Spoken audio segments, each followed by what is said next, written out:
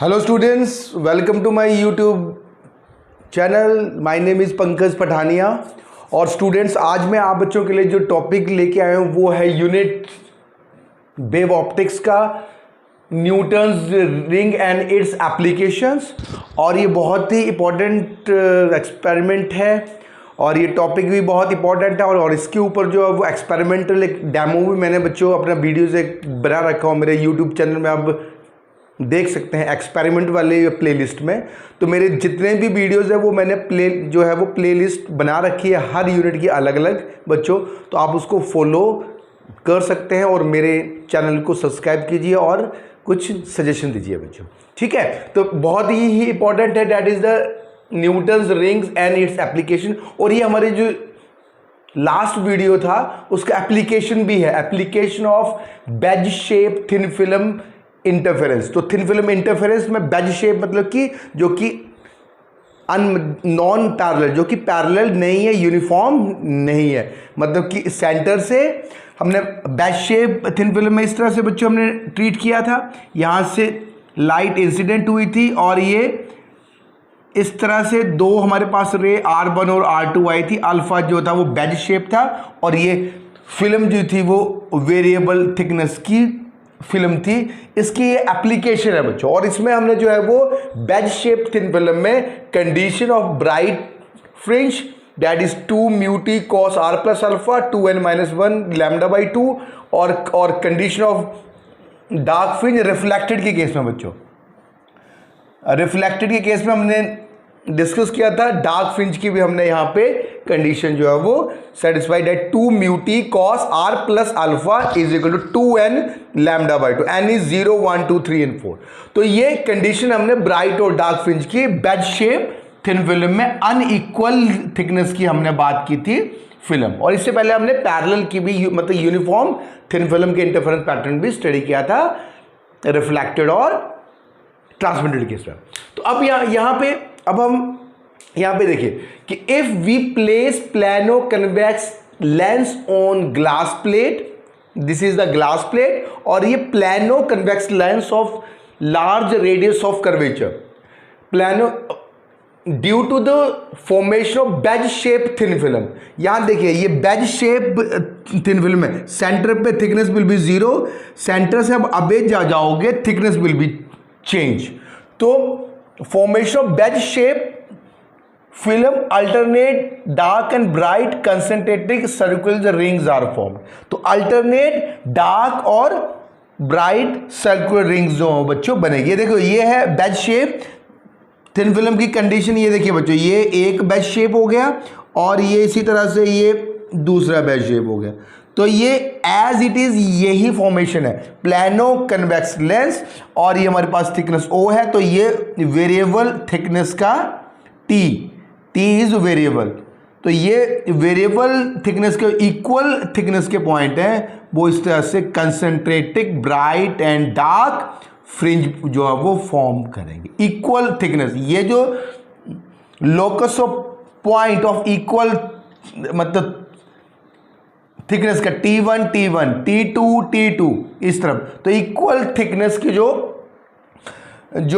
Bright और dark fringe है वो सर्कुलर जो है वो रिंग्स फॉर्म करेंगे। तो ये बेज शेप थिन फिल्म का एप्लीकेशन है। इसी का हम यही है पैटर्न बच्चों, ये प्लानो कन्वेक्स लेंस रखा हुआ तो वो इस तरह का पैटर्न है, ठीक है, जो यहाँ पे हमने इसको बनाया हुआ।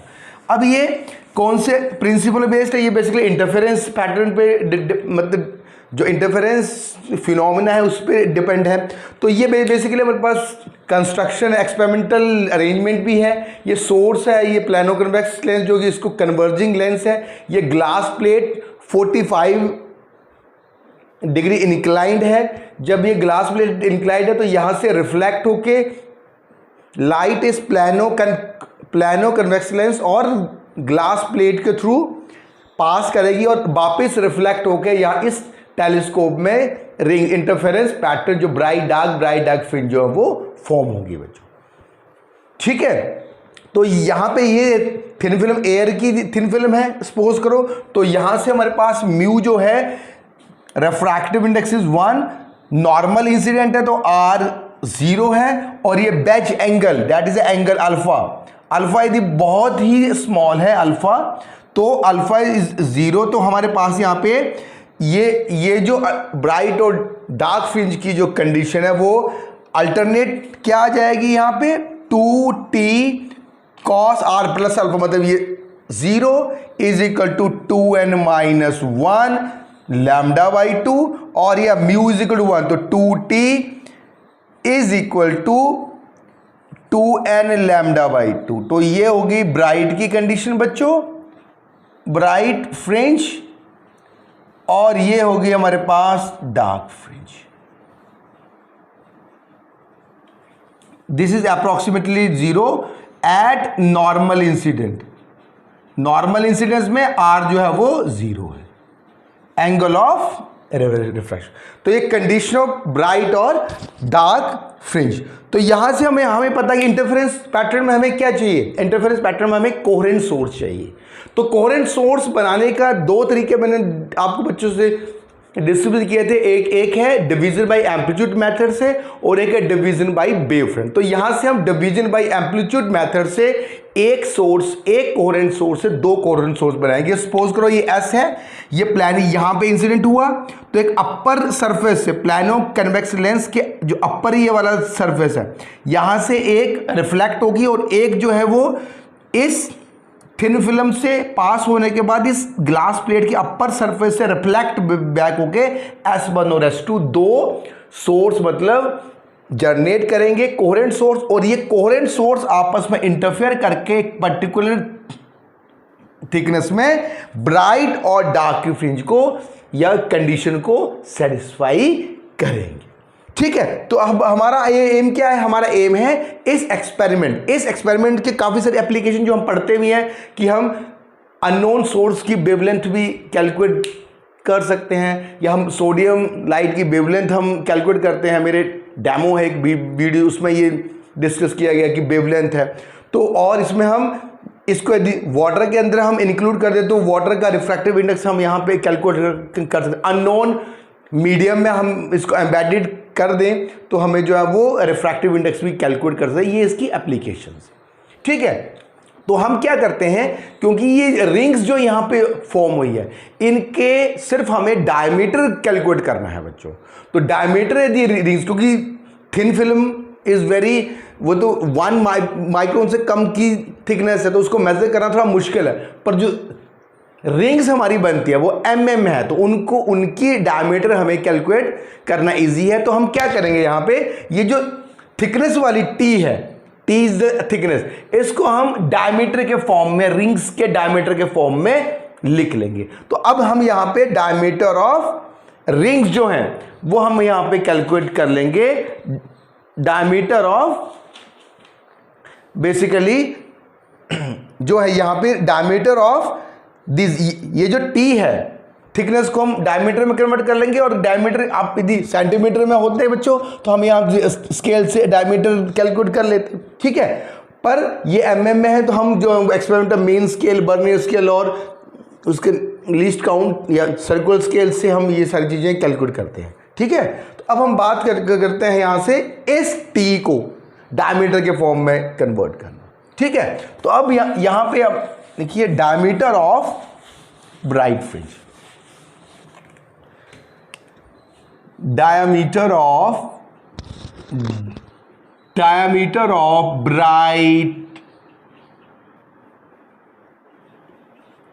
Bright ring. अच्छा, ब्राइट रिंग का जो डायमीटर है वो हम कैलकुलेट, सपोज करो 1 इज ब्राइट रिंग की इन केस ऑफ एयर की, एयर थिन फिल्म, ये हमारे पास ब्राइट रिंग की कंडीशन या ब्राइट फ्रिंज या कंस्ट्रक्टिव इंटरफेरेंस, जो आप बोलना चाहो। ठीक है, तो 2t is equal to 2n minus 1 lambda by 2 हो गया। अब ये t को हम कैलकुलेट करेंगे, t को हम डायमीटर के फॉर्म में कैलकुलेट करेंगे। ठीक है, यदि कोई nth है फ्रिंज तो यहां पे हम इसको डायमीटर, इसके लिए हम क्या करेंगे, हम सर्कल की प्रॉपर्टी का यूज करेंगे। सर्कल की प्रॉपर्टी का हम क्या यूज करेंगे बच्चों, यहां से कैसे यूज करेंगे, ये हमारे पास प्लानो कन्वेक्स लेंस है,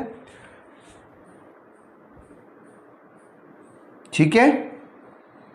इस प्लानो कन्वेक्स लेंस में इसको हम इस पूरे का पूरा हम सर्कल बना देंगे, का पूरा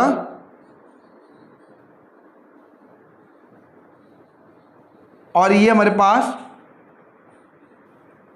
ये सर्कल हमने कंप्लीट कर लिया बच्चों। अब ये हमारे पास है, इस सर्कल का सेंटर ये है C, अंडरस्टैंड। अब ये जो पॉइंट है, ये जो पॉइंट है that is the radius of plano convex lens. ये पूरे का सर्कल का रेडियस हो गया R हो गया।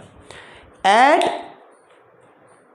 पर्टिकुलर थिकनेस, हम यहां बोलें इस पर्टिकुलर थिकनेस में ये जो पॉइंट है दैट इज P, सॉरी ये that is the P, Q कर लो, और ये जो थिकनेस है यहां पे दैट इज द P। तो ये टोटल जो हमारे पास आ गया, ये आ गया हमारे पास ये रेडियस R, ये इक्वल थिकनेस के T, ये जो है वो सर्कुलर रिंग आपको देंगे जिसका की रेडियस जो है वो R है, स्मॉल r है, अंडरस्टैंड, थिकनेस T। ये है प्लानो कन्वेक्स का रेडियस ऑफ कर्वेचर। तो इसको हम और बैक कर दें तो ये इसको हम D मान लें तो ये भी R होगा, ये भी R होगा, इसको यदि और हम जो है इसको और ज़्यादा हम ड्रॉ कर ले तो ये भी क्या है, ये दिस इज R, ये भी R है, ये भी R है, ये भी R है। तो ये हमारे पास टोटल R हो गया। तो अब हम इस T को, इस प्रॉपर्टी ऑफ सर्कल क्या है, यदि हमारे पास यहाँ देखिए कि ये हमारे पास हो गया दैट इज P, और ये हो गया हमारे पास, इसको N कर लो, NO, ये वाला पॉइंट NO। तो सर्कल की प्रॉपर्टी क्या है, P N multiply by NQ is equal to this is ND, ये ND है मल्टीप्लाई बाई ON, ये ND, दिस इज PN। देखो बच्चों यहां से एक बार फिर से, PN NQ is equal to ND, ये D से लेके N और N मल्टीप्लाई बाई O, मतलब NO, ये वाला पॉइंट, ये इसका मतलब कि इंटरसेप्ट आई। तो इसका मतलब ये कि PN NQ, मतलब यदि आप ऐसे करो तो ये पूरे का पूरा सर्कल है। सपोज करो हम यहाँ से फिर से इसको समझने की कोशिश करते हैं, ये इस तरह से है बच्चों, ठीक है। तो ये है सर्कल और ये है हमारे पास PQ दैट इज NOD। तो हमारे पास PN multiply by NQ is equal to that is ND multiply by NO। ये कितना है 2R माइनस T, ये तो थिकनेस T है, ठीक है, ये 2R माइनस T, और ये है R और ये है R। तो 2R, देखो ये पूरे का पूरा है, ये इसका रेडियस है R और ये R, तो ये हो गया टोटल OD हो गया 2R, that is the R multiply by that is the 2R, और ये बचा कितना T, तो स्मॉल t, ये जो थिकनेस है दैट इज T, तो 2R माइनस T। तो यहां से हम PN कितना हो गया R मल्टीप्लाई बाई NQ कितना हो गया स्मॉल r बच्चों, और ये ND कितना हो गया 2R minus T that is equal to cross ON कितना हो गया T। तो ये सर्कल की प्रॉपर्टी है, ठीक है। इस प्रॉपर्टी को यूज करके हम क्या कर रहे हैं, क्यों यूज कर रहे हैं, क्योंकि डायमीटर रेडियस को हम मतलब कि डायमीटर, इस T को डायमीटर के फॉर्म में लिख के पुट कर दें, ठीक है। यहां पे पुट करें ब्राइट फ्रिंज के केस में, ठीक है, हमें बस T को रिप्लेस करना है। यहां पे म्यू हमने 1 रखा हुआ है, अंडरस्टैंड। तो यहां से हमारे पास आ गया R square is equal to 2R minus T multiply by T। तो इसको हम कर सकते हैं R square is equal to 2RT minus T square. अब ये R बहुत ज़्यादा है, हम जो लैब में परफॉर्म करते हैं तो R इज 900 mm, और ये T जो है वो लगभग 10⁻⁶ मीटर। तो इसमें क्या T बहुत स्मॉल है, तो R स्क्वायर को हम लिख सकते हैं 2RT, ठीक है। तो T जो आया हमारे पास T is R square 2r। ठीक है बच्चों, तो ये अब ये थिकनेस जो आ गई दैट इज 2r, ये तो हो गया 1, ये हो गया 2। रिप्लेस या पुट इक्वेशन 2 इन 1, तो यहां से हमारे पास कितना है 2t की जगह पुट कर लो R square by 2r 2n minus 1 lambda by 2। ये आ गया बच्चों, R square is equal to 2r 2n minus 1 lambda by 2। यदि nth रिंग है तो डेट इज Rn। तो यहां से बच्चों हम डायमीटर कैलकुलेट कर सकते हैं। Rn मतलब कि nth रिंग के डायमीटर का स्क्वायर अपॉन 2, मतलब that is 4 is equal to 2r, 2 से 2 कैंसिल हो जाएगा बच्चों। ठीक है, तो r 2n माइनस 1, तो ये आ जाएगा dn square is equal to 4r 2n minus 1, और यहां पे लैम्डा भी है। तो यहां से देखिए, तो diameter is square root of odd natural number, square root of. तो आपको क्वेश्चन आता है कि prove that the diameter of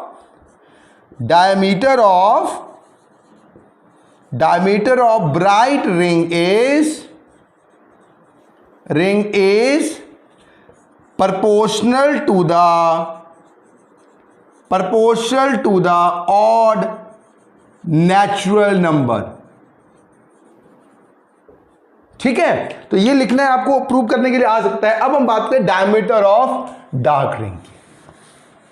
diameter of dark ring में इवन नेचुरल नंबर, ठीक है, ये प्रूव करने को आता है। तो डार्क के लिए हम क्या करें, यहां से वही हमारे पास t कितना है आर स्क्वायर बाई एन है। यदि पर्टिकुलर थिकनेस में आर स्क्वायर एन है तो हम हमारे पास डार्क की कंडीशन का 2 mu is 1 cos R plus alpha, normal incident alpha is 1, तो इसलिए हम जो है वो कॉस आर प्लस अल्फा को 1 लिख रहे हैं। 2t is equal to 2n lambda by 2, तो यहां से 2 हम इसको ऐसे लिख लें बच्चों सिंपली। अब 2 की जगह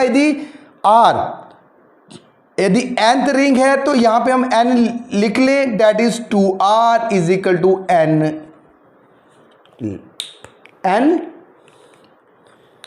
लैम्डा। तो अब हम बात करें इसके बाद, 2 से 2 कैंसिल हो गया, तो Rn square is equal to n lambda r। ठीक है, और यहां से हमारे पास डायमीटर dn स्क्वायर बाई 4, भाई रेडियस डायमीटर अपॉन हाफ, तो r स्क्वायर हमने कर दिया, तो ये n लैम्डा r। तो ये वाली जो टर्म है dn स्क्वायर डार्क वाली, that is 4 lambda r n, और इसको हम लिख सकते हैं बच्चों, diameter is proportional to the n। इसको हम ऐसे लिख लें पहले बच्चों, 4 lambda r and that is n, और dn is proportional to the even natural number, square root of even natural number. ठीक है, यहां पे भी स्क्वायर रूट है ना बच्चों। ठीक है, तो ये प्रूव करने के लिए आ सकता है, क्वेश्चन ऐसे में सकते हैं, prove that in case of dark fringe dark ring the diameter is proportional to the square root of even natural number। ठीक है, तो इसी तरह से आप डायमीटर आप कैलकुलेट कर लोगे बच्चों। तो वेवलेंथ, अब इसका ये तो हमने डायमीटर कैलकुलेट कर लिया ऑड और इवन का, सॉरी हमने डायमीटर कैलकुलेट कर लिया ब्राइट और डार्क फ्रिंज का। अब हम बात करते हैं एप्लीकेशन। अब इसकी एप्लीकेशन क्या है, एप्लीकेशंस हम यूज करते हैं कि ब्राइट और डार्क फ्रिंज एप्लीकेशन में हम यूज करते हैं। फर्स्ट है वेवलेंथ ऑफ सोडियम लाइट,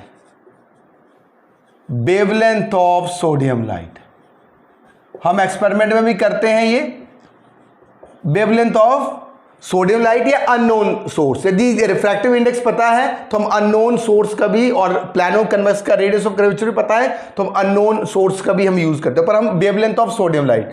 तो हम क्या करेंगे, हम ले लेते हैं डार्क फ्रिंज। अब हम क्या करते हैं, तो हमारे पास कंडीशन क्या है, dn इज इक्वल टू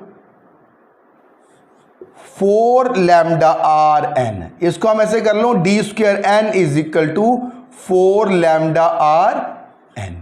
ठीक है, ये हो गया इक्वेशन नंबर 3। अंडरस्टैंड। अब हम इसको पुट कर दें, डार्क की बात कर लें, डार्क ले लो चाहे ब्राइट ले लो, ये भी आप ले सकते हैं। अब ये डार्क फ्रिंज से अब हम n plus P ring, next ring n plus P, P is another, यदि फॉर एग्जाम्पल n यदि 3 है और हम यहाँ पे ले ले 4, यदि 1 है p तो मतलब कि 4 का डायमीटर और ये डायमीटर 3 का, यदि p 1 है तो ठीक है, सपोज करो, और यदि 1 है तो ये 1 प्लस 1 2, तो डायमीटर ऑफ सेकेंड रिंग, और ये तो कितना होगा 4 lambda R N plus P. अब इन दोनों को सब्सट्रैक्ट कर दीजिए बच्चों। अब इन दोनों को सब्सट्रैक्ट करने पे D square N plus P minus D square N is equal to 4 lambda R N plus P minus 4 lambda R N. तो यहां से D square N plus P minus D square N, और ये 4 P R, क्योंकि N से N जो है वो कैंसिल आउट हो जाएगा, तो ये आ जाएगा that is lambda. 4 lambda R N, यहां से भी 4 लैम्डा आर एन हो जाएगा, कैंसिल होगा तो पी बचेगा, तो 4 पी आर। आर तो यहां से हम वेवलेंथ कैलकुलेट कर सकते हैं। ये एक एप्लीकेशन है इसकी।